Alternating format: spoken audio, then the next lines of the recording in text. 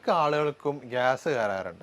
ഭക്ഷണം കഴിച്ചില്ലെങ്കിലൊക്കെ normally gas കയറാറുണ്ട്. പക്ഷെ ചില ആളുകൾക്ക് ഇത് സ്ഥിരമായിട്ടുണ്ടാവാറുണ്ട്. ഭക്ഷണം കഴിച്ചാലും ശരിയാണ്, അല്ലെങ്കിൽ കഴിക്കുന്നതിൻ്റെ മുമ്പായിരിക്കും, ചിലപ്പോൾ കിടന്ന് ഉറങ്ങുന്ന സമയത്തൊക്കെ ആയിരിക്കും ഗ്യാസ് കയറുന്നുണ്ടാവുക. ഇങ്ങനെ സ്ഥിരമായിട്ട് ഗ്യാസ് കയറുന്ന ഈ ഒരു പ്രശ്നം നമുക്ക് പൂർണ്ണമായിട്ട് അല്ലെങ്കിൽ ഒരു ശാശ്വതമായിട്ട് മാറ്റാൻ പറ്റുമോ? അല്ലെങ്കിൽ അത് ഈ പെട്ടെന്ന് ഈ ചില ഇപ്പോൾ പറഞ്ഞ പോലെ കിടന്നുറങ്ങുന്ന സമയത്തോ അല്ലെങ്കിൽ രാത്രിയൊക്കെ പിന്നെയുള്ള സമയത്തൊക്കെ ആണെങ്കിൽ, അല്ലെങ്കിൽ നമ്മൾ ഒറ്റയ്ക്കാണെങ്കിൽ ആവുന്ന സമയത്തൊക്കെ ആണെങ്കിൽ ഇങ്ങനെ ഗ്യാസ് കയറി ബുദ്ധിമുട്ടാണെങ്കിൽ നമുക്ക് ആ സമയത്ത് തന്നെ ഗ്യാസ് കയറുന്ന ഇൻസ്റ്റൻ്റ് ആയിട്ട് പോകാൻ വേണ്ടിയിട്ട്, കയറിയ ഗ്യാസ് പെട്ടെന്ന് പുറത്തു പോകാൻ വേണ്ടിയിട്ട് നമുക്ക് എന്തൊക്കെ നമുക്ക് ചെയ്യാൻ പറ്റും? തീർച്ചയായിട്ടും നമുക്ക് നമ്മുടെ വീട്ടിനകത്ത് നിന്ന് തന്നെ ചില കോമ്പിനേഷനൊക്കെ ഉണ്ടാക്കി അടുക്കളയിൽ നിന്ന് തന്നെ നമുക്കെന്ത് ചെയ്യാം, ഗ്യാസിനുള്ള മെഡിസിൻസ് അതിന് അവൈലബിൾ ആണ്. അതേപോലെ തന്നെ ചോദ്യത്തിൽ വന്നതുപോലെ നമുക്കിതിന് പൂർണ്ണമായും മാറ്റാൻ പറ്റുമോ എന്നുള്ളതാണ്. ഒരുപാട് പേർക്ക് നമ്മുടെ ക്ലിനിക്കിൽ വരുമ്പോൾ ചോദിക്കുന്നൊരു ചോദ്യമാണ് ഗ്യാസിൻ്റെ ഇഷ്യൂ. അത് പലപ്പോഴും പറയില്ല, അതൊരു സൈലൻ്റ് ആക്കിയിട്ട് വെക്കും, അതൊരു സെക്കൻഡറി ആക്കിയിട്ട് പലപ്പോഴും വെക്കാറുണ്ട്. പക്ഷെ നമ്മൾ മനസ്സിലാക്കേണ്ട ഒരു കാര്യം, ഓൾമോസ്റ്റ് പല റീസൺസിന്, പല അസുഖങ്ങൾക്കും കാരണം അതിൻ്റെ ബേസിക് ആയിട്ടുള്ളത് വയറാണ്. അപ്പോൾ അതുകൊണ്ടാണ് വയറ് കേട് വന്നത് കൊണ്ടാണ് യഥാർത്ഥത്തിൽ പല അസുഖങ്ങളും ഉണ്ടാകുന്നത്. അതിൻ്റെ വയറ് കേട് വന്നതിൻ്റെ ഒരു ലക്ഷണം മാത്രമാണ് ഗ്യാസ് എന്ന് പറയുന്നത്. ഇപ്പോൾ ഒട്ടുമിക്ക കേസുകൾ ബാക്ക് പെയിൻ ഉള്ള കേസുകളുണ്ടായിരിക്കും, കോൺസ്റ്റിപ്പേഷൻ ഉള്ള കേസുണ്ടാവും, പൈൽസ് വന്ന കേസുകളുണ്ടായിരിക്കും, അൾസറേറ്റീവ് കൊളൈറ്റീസിന് കേസുകളുണ്ടായിരിക്കും, ഈവൻ ഫീവർ ഉണ്ടായിരിക്കും, ഹെഡ് ഏക്കിന് പ്രശ്നമുള്ളവരുണ്ടായിരിക്കും, ഇടയ്ക്കിടയ്ക്ക് അലർജിക് ഇഷ്യൂസ് ഉള്ളവരുണ്ടായിരിക്കും, സ്കിൻ അലർജി ഉള്ളവർക്കുണ്ടായിരിക്കും. അപ്പോൾ ഈ ഓൾമോസ്റ്റ് എല്ലാ കേസുകളുടെയും റീസൺ ചോദിച്ചാൽ, അല്ലെങ്കിൽ ഇങ്ങനെയുള്ള കേസുകൾ വരുമ്പോൾ നമ്മൾ അവരോട് ചോദിച്ചാൽ അവർ പറയും നമുക്ക് അവർക്ക് എന്തുണ്ടായിരിക്കും, ഗ്യാസിൻ്റെ പ്രശ്നമുണ്ടായിരിക്കും, അല്ലെങ്കിൽ സ്റ്റൊമക്ക് നോർമലായിരിക്കില്ല, അബ്ഡോമൻ നോർമലായിരിക്കില്ല, ഗട്ട് ഹെൽത്ത് നോർമലായിരിക്കില്ല എന്നുള്ളത്. അപ്പോൾ നമ്മൾ ആദ്യം മനസ്സിലാക്കേണ്ടത് ഇതിൻ്റെ പിന്നിലായിട്ട് ഒരുപാട് റീസൺസ് ഉണ്ട് എന്നുള്ളതാണ്. അതായത് സ്റ്റൊമക്ക് ഹെൽത്ത് നോർമൽ അല്ല എന്നുള്ളതിൻ്റെ ഏറ്റവും ബേസിക് ആയിട്ടുള്ള ഒരു സംഗതിയാണ് ഗ്യാസ് എന്നുള്ളത്. അപ്പോൾ അത് ആദ്യം നമ്മൾ മനസ്സിലാക്കേണ്ടതുണ്ട്. പിന്നെ ചോദ്യത്തിൽ വന്നതുപോലെ ഗ്യാസ് നമുക്ക് നമ്മുടെ വീട്ടിൽ നിന്ന് തന്നെ റിമൂവ് ചെയ്യാം. ചില ആളുകൾക്ക് എന്ത് ചെയ്യും, അത് റിപ്പീറ്റഡ് ആയിട്ട് വരും, അമിതമായിട്ട് ഭക്ഷണം കഴിച്ചാലും വരും, ഭക്ഷണം കഴിച്ചില്ലെങ്കിലും വരും, ഭക്ഷണം കഴിച്ചു കൊണ്ടിരിക്കുമ്പോൾ വരും, പല സമയത്ത് വന്നിരിക്കുന്ന പല ആളുകളും പല രീതിയിലാണ് ഗ്യാസ് കാണാറുള്ളത്. അപ്പോൾ ഇത് ഗ്യാസ് എന്തുകൊണ്ട് വരുന്നു, അതിന് റീസൺ എന്താണ് എന്നുള്ളത് ആദ്യം മനസ്സിലാക്കണം. ഗ്യാസ് രണ്ട് തരത്തിലുണ്ട് പ്രധാനമായിട്ടും. ഒന്ന് ഹൈപ്പർ അസിഡിറ്റിയിൽ വരുന്നുണ്ട്, ഹൈപ്പോ അസിഡിറ്റിയിൽ വരുന്നുണ്ട്. അപ്പോൾ നമ്മളെപ്പോഴും നോക്കണം ഹൈപ്പർ ആണോ അല്ല ഹൈപ്പോ ആണോ എന്നുള്ളത്. ഗ്യാസ് ഹൈപ്പർ അസിഡിറ്റിയിലും വരും, ഹൈപ്പോയിലും വരും. അപ്പോൾ നമ്മളെപ്പോഴും നമ്മുടെ സ്റ്റൊമക്ക് pH അല്ലെങ്കിൽ സ്റ്റൊമക്കിൻ്റെ കണ്ടീഷൻ എപ്പോഴും ഒരു ന്യൂട്രലായിട്ടാണ് കൊണ്ടുപോകേണ്ടത്. അപ്പോൾ അത് കൂടിയാലും പ്രശ്നമാണ്, കുറഞ്ഞാലും പ്രശ്നമാണ്.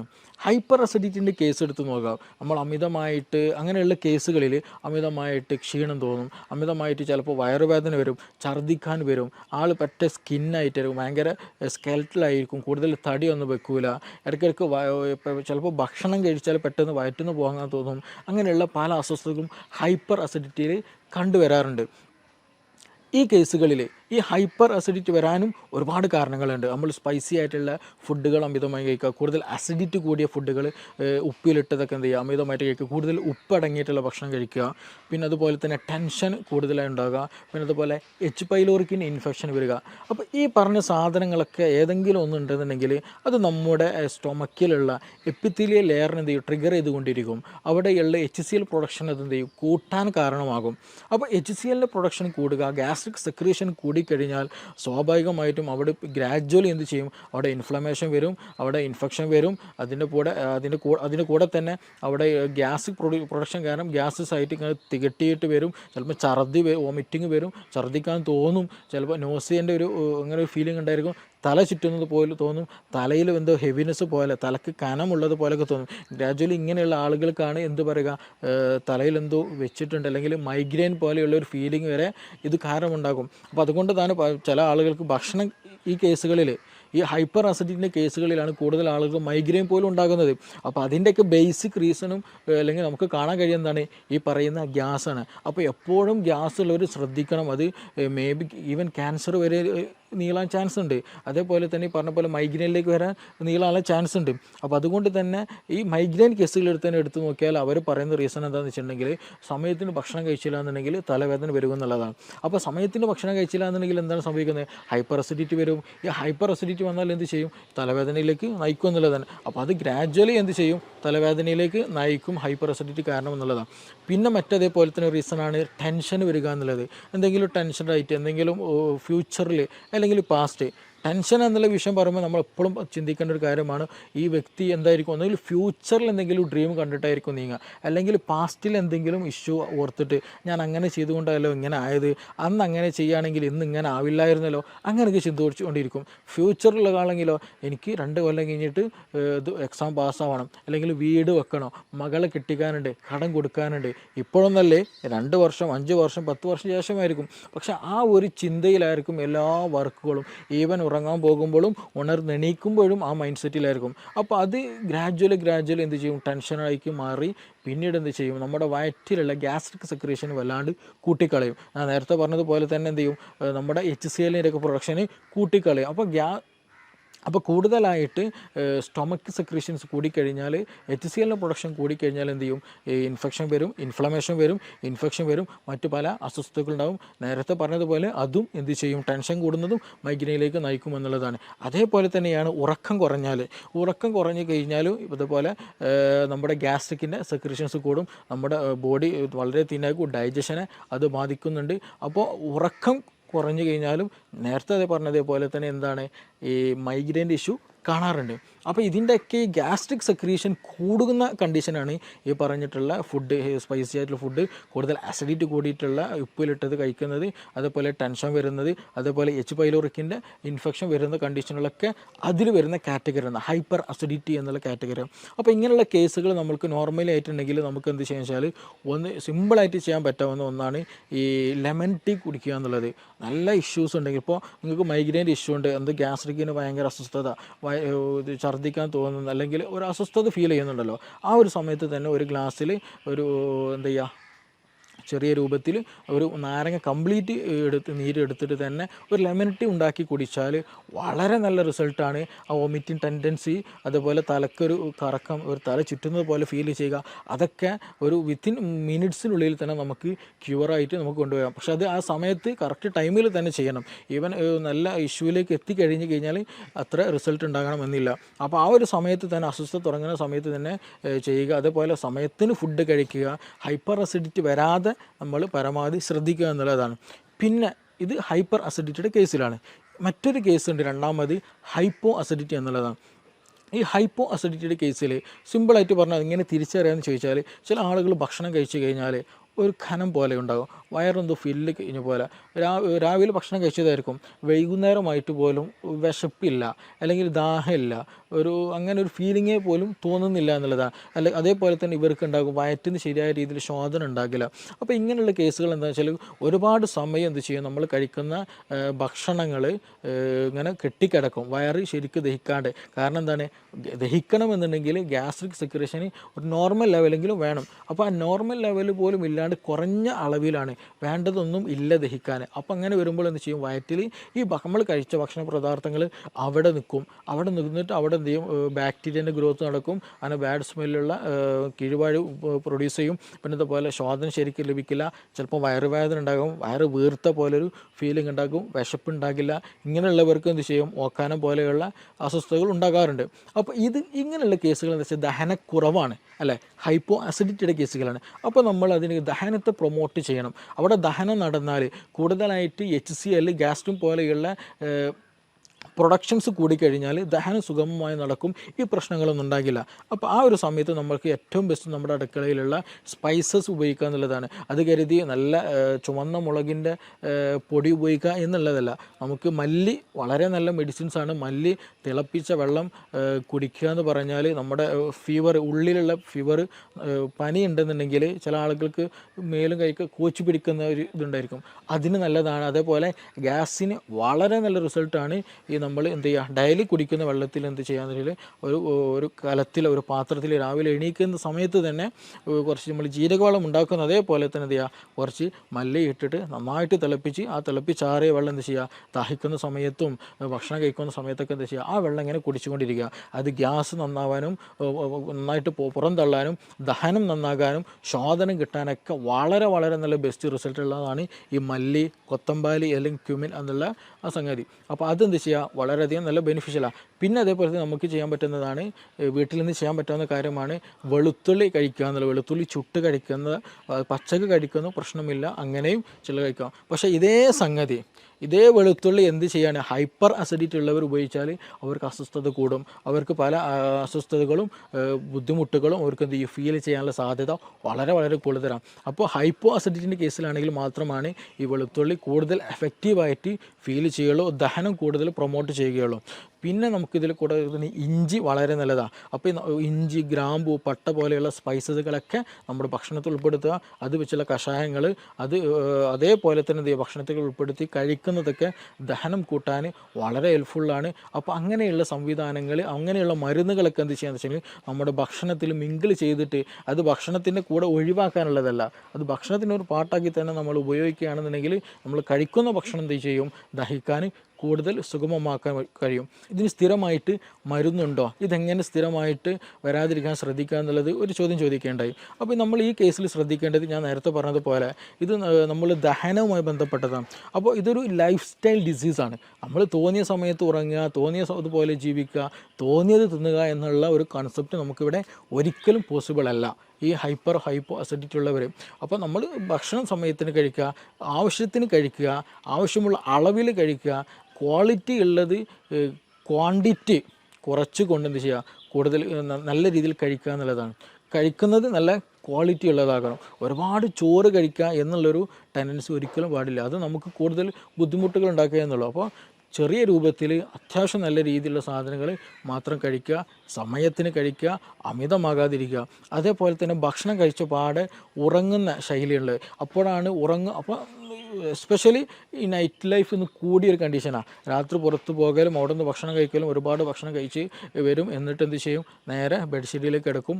രാത്രി സുപ്രഭാതത്തിലായിരിക്കും പെട്ടെന്ന് നെഞ്ഞുവേദന അല്ലെങ്കിൽ ഹാർട്ട് പെയിൻ, അതും ഈ നെഞ്ചരിച്ചിൽ എന്ന് പറയുന്ന ഗ്യാസിൻ്റെ ഒരു പെയിൻ, നമുക്ക് ഗ്യാസിൻ്റെ ഈ പെയിന് വരിക എന്ന് പറഞ്ഞിട്ടുണ്ടെങ്കിൽ നമ്മുടെ ഹാർട്ടിരിക്കുന്ന ഭാഗം ഉണ്ടല്ലോ, അവിടെ നിന്ന് തന്നെയാണ് ആ ഒരു പെയിന്, വേദന ഫീൽ ചെയ്യുക, തുടങ്ങുക അവിടെ നിന്ന് തന്നെയാണ്. അപ്പോൾ അതുകൊണ്ട് തന്നെ നമുക്ക് കൺഫ്യൂഷൻ ആയിരിക്കും, ഇത് എന്താണ്, ഹാർട്ട് അറ്റാക്ക് ആണോ, ഹാർട്ടിൻ്റെ ഇഷ്യൂ ആണെന്നുള്ളത്. നമ്മൾ ഉടൻ തന്നെ ഹോസ്പിറ്റലിൽ പോകും, ടെസ്റ്റുകളൊക്കെ നടത്തും, നോർമലായിരിക്കും, ഗ്യാസിന് പ്രശ്നമായിരിക്കും.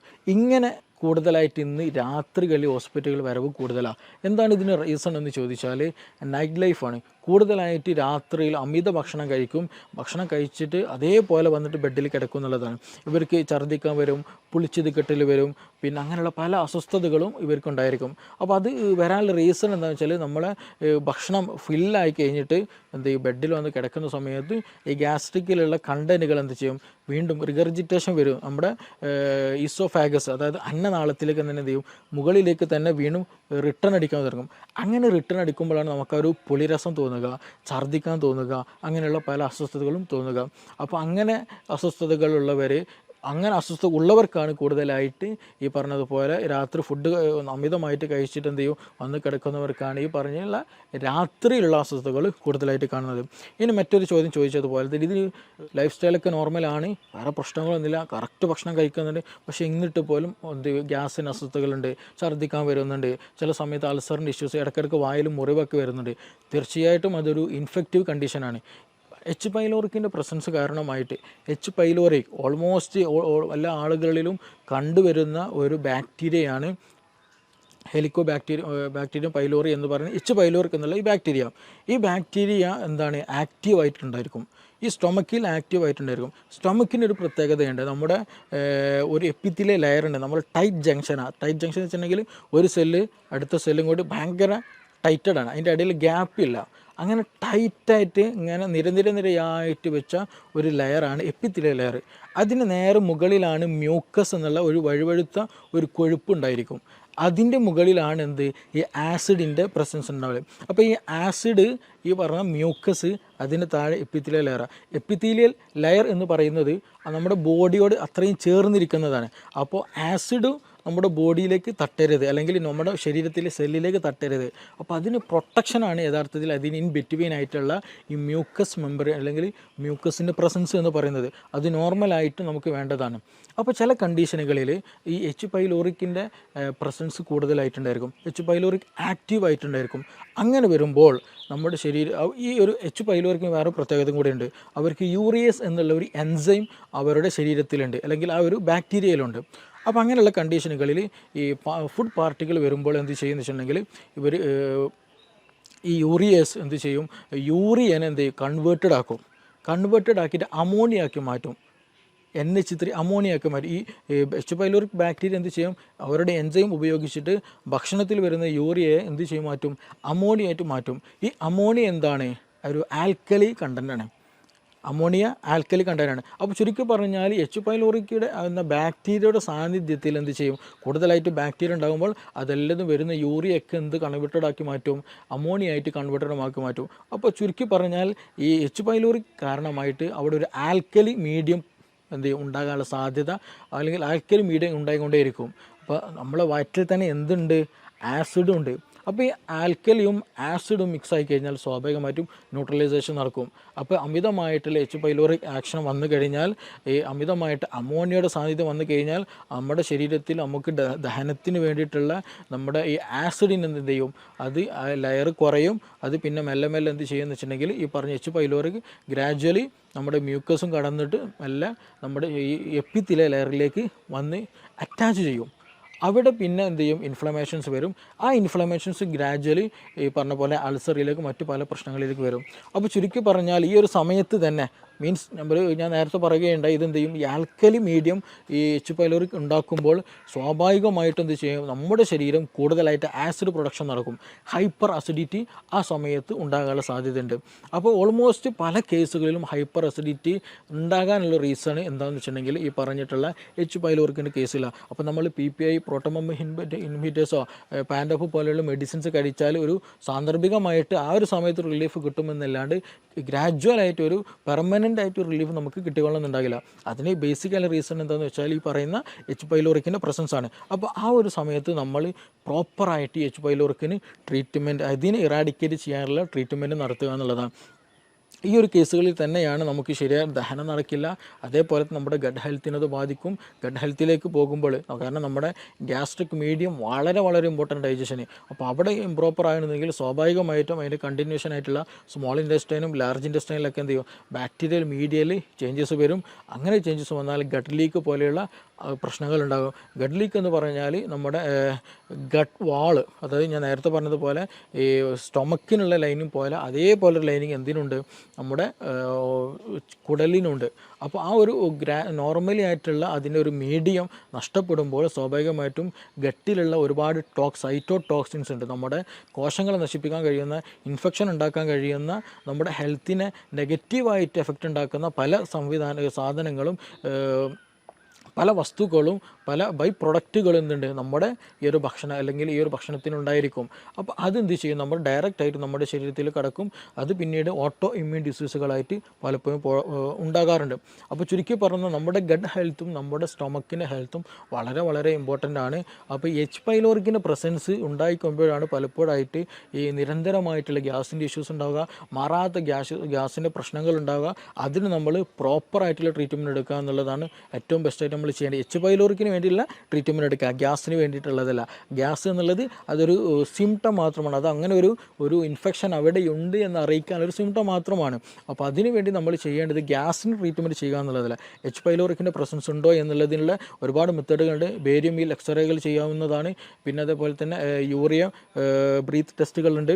അപ്പോൾ അങ്ങനെയുള്ള ടെസ്റ്റുകൾ നടത്തിയാൽ തന്നെ ഓൾമോസ്റ്റ് നമ്മുടെ ഗ്യാസ്ട്രിക് കണ്ടീഷൻസ് നമുക്കറിയാം, അൾസർ ഉണ്ടോ എന്ന് നമുക്കറിയാൻ കഴിയും. അതുപോലെ ഈ പറഞ്ഞ എച്ച് പൈലോറിക്കിൻ്റെ പ്രസൻസ് ഉണ്ടോ എന്ന് അറിയാൻ കഴിയും. അങ്ങനെയൊക്കെ ടെസ്റ്റുകൾ നടത്തി അതിന് വേണ്ട ട്രീറ്റ്മെൻറ്റ് എടുക്കുക. അപ്പോൾ അതിന് ഇരട്ടി മധുരം നമ്മളെപ്പോഴും കേട്ടിട്ടുള്ള സംഗതിയാണല്ലോ, ഇരട്ടി മധുരം. ഈ എച്ച് പൈലോറിക് ഇൻഫെക്റ്റഡ് ആയി കഴിഞ്ഞാൽ അതിന് ഏറ്റവും ബെസ്റ്റുള്ള ഒരു ഒറ്റമൂല് അത് ഇരട്ടി മധുരം ഏറ്റവും നല്ല ബെനിഫിഷ്യലാണ്. അതേപോലെ തന്നെ ഈ ഹൈപ്പർ അസിഡിറ്റി കേസ് വന്നാൽ നമുക്ക് പ്രോബയോട്ടിക്കുകളും പ്രീബയോട്ടിക്കുകളായിട്ടുള്ള പ്രൊഡക്റ്റുകൾ യൂസ് ചെയ്യുന്നത് എന്താണ്, നമ്മുടെ ദഹനം നന്നാക്കാനും ആസിഡ് മീഡിയം നോർമൽ ആക്കാനൊക്കെ നമുക്കത് ഹെൽപ്ഫുള്ളാണ്. അപ്പോൾ അങ്ങനെ ഒരു പ്രോപ്പറായിട്ടുള്ള ട്രീറ്റ്മെൻറ്റ് ചെയ്യുക എന്നുള്ളതാണ് ഏറ്റവും ബെസ്റ്റ്. നമ്മുടെ കേസുകളിൽ തന്നെ ഒരുപാട് കേസുകൾ നമ്മുടെ ക്ലിനിക്കിൽ തന്നെ വന്നിട്ടുണ്ട്. ഈ മൈഗ്രെയിൻ വന്ന കേസുകൾ മാറാത്ത 8, 10, 15 വർഷമായിട്ട് മൈഗ്രെയിൻ ഡോക്ടർ മാറിയിട്ടില്ല എന്നുള്ളത്. അപ്പോൾ അവർ ചോദിക്കുമ്പോൾ നമ്മൾ അതിൻ്റെ ബേസിക്കിലേക്ക് പോകുമ്പോൾ ഹൈപ്പർ അസിഡിറ്റിയാണ് അവർക്ക് ഉണ്ടാവുക. ചില കേസുകൾ മൈഗ്രെയിൻ അവർ പറയുള്ളൂ, ഹൈപ്പർ അസിഡിറ്റി എന്നുള്ള കണ്ടീഷൻ തന്നെ അവർ പറയില്ല. പക്ഷേ അത് കാരണം അതിന് അഡാപ്റ്റഡ് ആയിട്ടുണ്ടായിരിക്കും. കാരണം ഹൈപ്പർ അസിഡിറ്റിക്കാളും കൂടുതൽ അവർക്ക് പ്രശ്നമായിട്ട് തോന്നൽ എന്താണ്, മൈഗ്രെയിൻ്റെ ഇഷ്യൂ ആയിരിക്കും. അപ്പോൾ പക്ഷേ ഈ ഹിസ്റ്ററി എടുത്ത് പോകുമ്പോൾ അവർക്ക് ഹൈപ്പർ അസിഡിറ്റി ആയിരിക്കും കൂടുതലായിട്ടുണ്ടായിരിക. അപ്പോൾ സ്വാഭാവികമായിട്ടും അവർക്ക് മോശം ക്ലിയർ ആയിരിക്കില്ല, ദഹനം ക്ലിയർ ആയിരിക്കില്ല. ഞാൻ നേരത്തെ പറഞ്ഞതുപോലെ ഗട്ട് ഹെൽത്ത് ബാഡായിരിക്കും, പ്രോപ്പറായിട്ട് നിലനിൽക്കില്ല. ആ കേസുകളിലൊക്കെ നമുക്ക് മെഡിസിൻ ഉപയോഗിച്ച് തന്നെ, മെഡിസിൻ മീൻസ് നമ്മുടെ വീടുകളിൽ ഉപയോഗിക്കാവുന്ന മെഡിസിൻസ് തന്നെ നൽകിയാൽ തന്നെ എന്ത് ചെയ്യും, നല്ല പ്രോപ്പർ ഒരു റുട്ടീൻ നമ്മൾ കീപ്പ് ചെയ്ത് തന്നെ ഒരു കണ്ടിന്യൂ ഒരു മെഡിക്കേഷൻ ഇല്ലാതെ നല്ല രീതിയിൽ തന്നെ നമുക്ക് എന്ത് ചെയ്യാം, ഈ മൈഗ്രെയിൻ പോലെയുള്ള കണ്ടീഷനൊക്കെ റിവേഴ്സ് ആക്കിയിട്ട് നമുക്ക് നോർമൽ ഹെൽത്തിലേക്ക് തന്നെ മാറ്റാൻ കഴിയുന്നുണ്ട്. അപ്പോൾ അതിൻ്റെയൊക്കെ ഒരു ബേസിക് എന്ന് പറയുന്നതാണ് യഥാർത്ഥത്തിൽ ഗ്യാസ് അല്ലെങ്കിൽ ഗ്യാസ്ട്രിക് ഇഷ്യൂ എന്നുള്ളത്. അപ്പോൾ ഇതിന് പ്രോപ്പർ ട്രീറ്റ്മെൻറ്റ് ഉണ്ട്, പ്രോപ്പർ വേ ഓഫ് ലിവിങ് ഉണ്ട്. അപ്പോൾ അത് ഏത് റൂട്ടിലാണോ ഏതാണോ പ്രശ്നം എന്നുള്ളത് ഐഡൻറ്റിഫൈ ചെയ്യുക എന്നുള്ളതാണ് ഫസ്റ്റ് നമ്മൾ ചെയ്യേണ്ടത്. അത് ഐഡൻറ്റിഫൈ ചെയ്തതിന് ശേഷം അതിന് പ്രോപ്പറായിട്ട് അതിനെ നമ്മൾ എന്ത് ചെയ്യണം, ഹൈപ്പർ പ്രശ്നമാണോ, ഹൈപ്പർ അസിഡിറ്റിൻ്റെ പ്രശ്നമാണോ, ഹൈപ്പോ അസിഡിറ്റിൻ്റെ പ്രശ്നമാണോ. ഹൈപ്പർ അസിഡിറ്റിൻ്റെ പ്രശ്നമാണെങ്കിൽ തന്നെ നമ്മുടെ ഡയറ്റിൽ അമിതമായിട്ടുള്ള എന്തെങ്കിലും എരിവ് കൂടിയതോ സോൾട്ടി ആയിട്ടുള്ളതോ അങ്ങനെയുള്ള എന്തെങ്കിലും ഉപയോഗിക്കുന്നതാണോ, ഇതിനകത്തിൽ ടെൻഷൻ എന്തെങ്കിലും ഉണ്ടോ, ഇതിനകത്തിൽ എച്ച് പൈലോറി ഇൻഫെക്ഷൻ തന്നെയാണോ, അങ്ങനെയുള്ളത് ഏതാണോ എന്നുള്ളത് ഡിഫറൻഷ്യേറ്റ് ചെയ്യണം. ഇനി ഹൈപ്പോ അസിഡിറ്റിൻ്റെ കേസിലാണെങ്കിലും ശരി, അവിടെയും എച്ച് പൈലോറിക്കിൻ്റെ പ്രശ്നം ഉണ്ടാകാറുണ്ട് ചില കേസിൽ. അപ്പോൾ അത് വന്നതാണോ, ഇനി അതല്ല വേറെ അമിത ഭക്ഷണമാണോ, നമ്മുടെ റുട്ടീനുള്ള പ്രശ്നമാണോ, അത് ഏതാണോ എന്നുള്ളത് നമ്മൾ കറക്റ്റ് ഐഡൻറ്റിഫൈ ചെയ്യേണ്ടതുണ്ട്. ചില കേസുകളിൽ ആസിഡ് അല്ലെങ്കിൽ പുളിച്ചുതക്കെട്ടിൽ വരും. ആർക്ക്, നല്ല തടിച്ച ഒരാൾക്ക് ഉണ്ടെങ്കിൽ, ഒബസിറ്റി കൂടുതലുണ്ടെങ്കിൽ, കൂടുതൽ ഓവർ ഈറ്റ് ഉണ്ടെങ്കിൽ, അങ്ങനെയുള്ള കേസുകൾ എന്ന് വെച്ചിട്ടുണ്ടെങ്കിൽ അവർക്ക് ഇടയ്ക്കിടയ്ക്ക് കിടന്നാൽ തന്നെ എന്ത് ചെയ്യും, പുളിച്ചുതക്കെട്ടിലോ വരും. കാരണം എന്താണെന്ന് വെച്ചിട്ടുണ്ടെങ്കിൽ എന്താണ്, അബ്ഡോമിനൽ പ്രഷർ കൂടുതലായിരിക്കും, വയറിൻ്റെ ഭാഗത്ത് പ്രഷർ വളരെ കൂടുതലായിരിക്കും. അപ്പോൾ ആ മുകളിലേക്കുള്ളൊരു തള്ളൽ കിടന്നാലും ഒക്കെ എന്ത് ചെയ്യും, ഫീൽ ചെയ്യും. അപ്പോൾ അങ്ങനെയുള്ളവർക്ക് എന്ത് ചെയ്യും, അതും വരാറുണ്ട്. അപ്പോൾ ആ ഒരു കേസിലൊക്കെ എന്താ വെച്ചാൽ നമ്മൾ ചെയ്യേണ്ടത് അതിന് വേണ്ടിയിട്ടുള്ള ട്രീറ്റ്മെൻറ്റ് എടുക്കുക എന്നുള്ളതാണ്. അപ്പോൾ ചുരുക്കി പറഞ്ഞാൽ ഇതിന് പ്രോപ്പറായിട്ട് തന്നെയുള്ള ട്രീറ്റ്മെൻറ്റ്.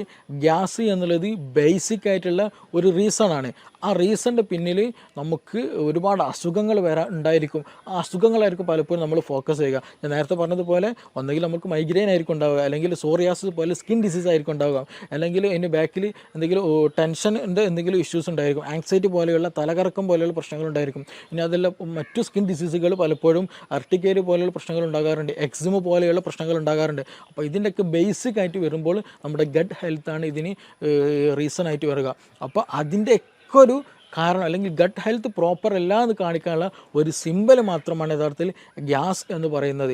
അപ്പോൾ നമ്മുടെ ഗട്ട് ഹെൽത്ത് പ്രോപ്പറാക്കുക, നമ്മൾ പ്രോപ്പറായിട്ടുള്ള ഡയറ്റ് എടുക്കുക, പ്രോപ്പറായിട്ടൊരു നല്ല ബെനിഫിഷ്യൽ ആയിട്ടൊരു ലൈഫ് സ്റ്റൈൽ കീപ്പ് ചെയ്യുക എന്നുള്ളതാണ് ഇതിന് ഏറ്റവും ബെസ്റ്റ് ആയിട്ടുള്ള ഒരു മെഡിസിൻ എന്നുള്ളത്. അത് ഇന്ന് നമ്മുടെ ക്ലിനിക്കിൽ തന്നെ അവൈലബിൾ ആണ്. ഒരുപാട് ആളുകൾക്ക് അതുകൊണ്ട് ഒരുപാട് അസുഖങ്ങൾക്ക് ഗട്ട് ഹെൽത്ത് നോർമലാക്കിയതിൽ കൂടെ നമുക്ക് ട്രീറ്റ് ചെയ്യാൻ കഴിഞ്ഞിട്ടുണ്ട്. Okay, thank you.